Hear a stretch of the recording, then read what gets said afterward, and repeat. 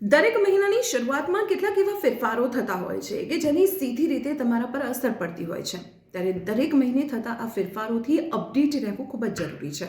ત્યારે હવે નવેમ્બર મહિનો આવી રહ્યો છે, ત્યારે નવેમ્બરથી કયા ફેરફારો, કયા નવા નિયમો લાગુ થઈ રહ્યા છે તેની અપડેટ લઈને હું આવી ગઈ છું. તો ચાલો તેની વિશે જણાવી દઉં. તો સૌથી પહેલા વાત આપણે બેંક ખાતા, બેંક લોકર, આરડી, એફડીની વાત કરવી છે. કારણ કે તેમાં હવે નોમિનીને લઈને નિયમો બદલાઈ રહ્યા છે. 1 નવેમ્બરથી તમે આ તમામ જગ્યાએ એક કે બે નહીં પરંતુ ચાર નોમિની રાખી શકશો. તેનો હિસ્સો પણ નક્કી કરી શકશો, સાથે ક્રમાંક પણ નક્કી કરી શકશો. એટલે કે જો પ્રથમ નંબરના નોમિનીનું મૃત્યુ થઈ જાય છે તો તમામ હક બીજા નંબરના નોમિનીને મળશે. આ ઉપરાંત જો બીજા અપડેટની વાત કરવામાં આવે તો બીજા જે નવા સમાચારો છે તે આધાર કાર્ડ અપડેટને લઈને છે. હવે તમારે માત્ર બાયોમેટ્રિક અપડેટ કરવાની હશે તો જ તમારે આધાર કેન્દ્ર પર જવું પડશે.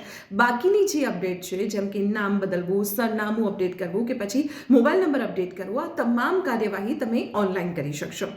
ત્રીજી અપડેટ છે એસબીઆઈના અનસિક્યોર ક્રેડિટ કાર્ડને લઈને. હવે આવા અનસિક્યોર ક્રેડિટ કાર્ડ પર ચાર્જ વધારી દેવામાં આવ્યો છે અને આ ચાર્જ 3.75% વધારાયો છે. આ ઉપરાંત જો તમે 1000 રૂપિયાથી વધુ વોલેટ લોડ કરો છો તો તેના પર 1% ફી વસૂલ કરવામાં આવશે. આ ઉપરાંત જો તમે ચેક મારફતે જે પેમેન્ટ કરો છો તેના ઉપર 200 રૂપિયા ચાર્જ વસૂલવામાં આવશે. વધુ એક અપડેટ કેન્દ્ર સરકારના કર્મચારીઓ માટે છે. કેન્દ્ર સરકારના કર્મચારીઓ કે જેઓ નેશનલ પેન્શન સ્કીમમાંથી યુનિફાઈડ પેન્શન સ્કીમમાં સ્વિચ થવા માંગે છે તો તેની સમય મર્યાદા હવે વધારી દેવામાં આવી છે અને આ સમય મર્યાદા 20 નવેમ્બર 2025 કરી દેવામાં આવી છે.